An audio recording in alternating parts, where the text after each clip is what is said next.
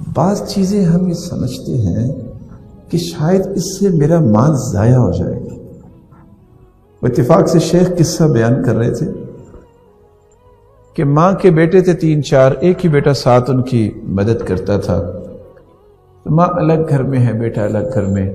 بیٹے کو بلایا کہ یہ 500 ریال بجلی کا بل آیا ہے. اب اتفاق سے اس کے پاس تھا بھی 500.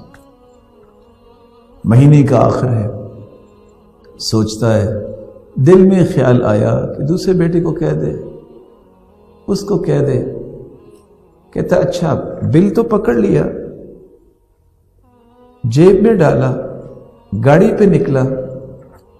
سوچتا ہے ابھی میں جا رہا ہوں، رستے میں موت آ گئی تو یہ 500 بھی میرے کام نہیں آئے گی.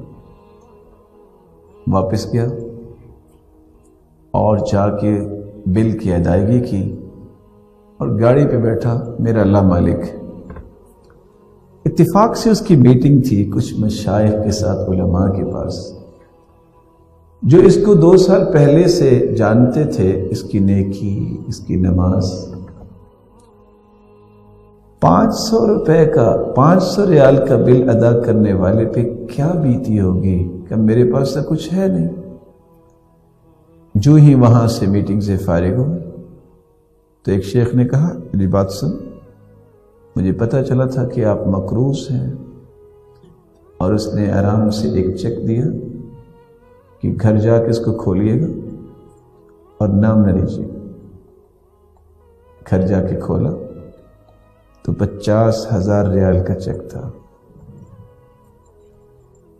وہ اٹھا، جا کے ماں سے کہتا ہے کوئی اور بل تو نہیں ہے؟ ابھی 1000 کا بل بھی آیا تو مجھے دیجیے گا. دیکھیے کچھ زندہ مثالیں ایسے ہیں جو انسان کو سمجھ آ جائیں تو بہت سارا معاملہ حل ہو جاتا ہے.